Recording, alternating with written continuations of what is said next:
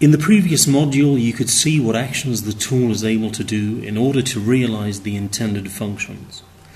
Needless to say, the design process cannot be completed without all necessary user actions. The tool is supposed to assist the designer in his thinking process and is not intended to promote as an automatic problem solver. Consequently, the users of the tool should use their creativity to develop solutions while they remain responsible for the quality and feasibility of these solutions. Let us therefore have a look at how Harry applies the tool and which actions he should complete. This will provide you with an insight in the actual user actions and how the user actions are interrelated with the system operations. As you probably understood from the previous modules, Harry is supported by the tool throughout Phase 1 to 3 by offering past product cases, technology-related information, and presenting ideas of how it was realized in other products. Actually, the user should decide which cases of past products are comparable with a currently designed product. As a contrast, the calculations in Phase 4 are exclusively made by the tool. So Harry has almost no immediate actions to take here.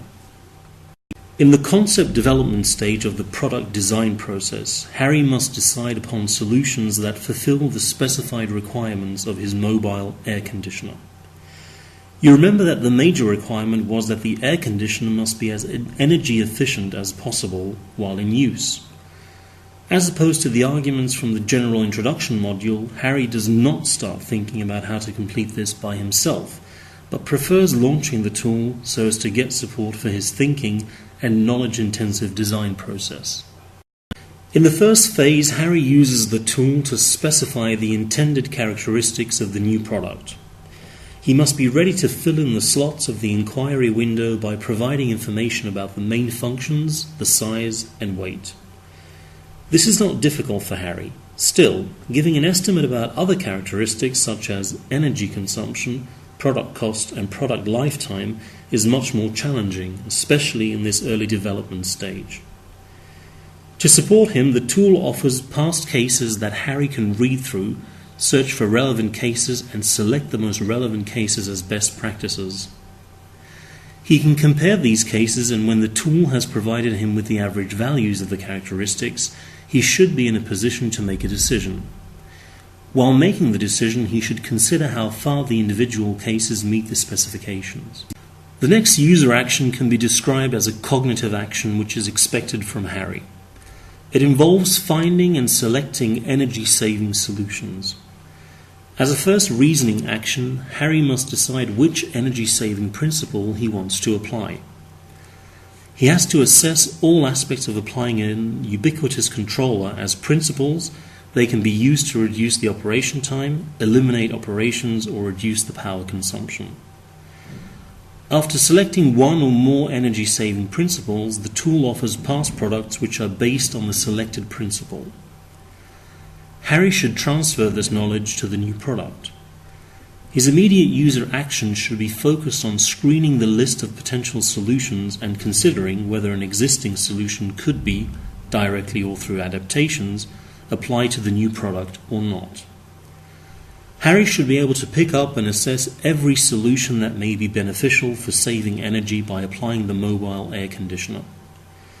Should Harry not be able to find the best solution, or should he change his mind, he can always revert to an earlier phase and rethink the concepts, choices, and preferences and redo the actions as supported by the tool. The next actions that are left for Harry's analyses, intuitions, and judgment are related to the considerations of how the energy-saving controllers affect the use of the product. This information is visualized in product use histograms that provide information on the energy consumption levels and the usage time of products. Harry's task is to extrapolate from the histograms of past products and to adapt them to the context of the new product. The tool offers a list of all selected solutions, and Harry must thumb through the list of solutions and consider the possible effect of a particular ubiquitous controller with respect to the original product. Though the system offers him information about the ubiquitous technologies, he has to conceptualize the ubiquitous controller for the new product. He can introduce the necessary changes in the use histograms by moving the sliders of the usage time and the power consumption level. If he thinks that a controller concept, after all, cannot be applied for technical reasons or might not be sufficiently effective in saving energy, he can simply delete it from the list. Needless to say that Harry should repeat these actions for each solution listed by the tool. The fact mentioned above about the role of the tool in completing the numerical calculations for the trade-off estimation does not free Harry from the task of controlling the results of the calculation and judging the trade-off indices. Harry can expect from the tool that it calculates the gains of the proposed solutions. In making decisions, Harry should apply a holistic view rather than concentrating on a specific aspect of the solution. Should he be not satisfied with the result, he can still introduce changes or give up his preferences. If he is satisfied and thinks that the controller can be applied in his mobile air conditioner, he can not only print and save the results but also email them to other stakeholders. If Harry is satisfied, he closes the tool and continues with his concept design. As explained in Module 1, Harry can stop and restart using the system whenever he wants to. This is important because he does not always apply the tool to develop his ideas or to conceptualize a solution. After closing the tool, Harry can continue with the embodiment and detailed design of the ubiquitous controller for the mobile air conditioner.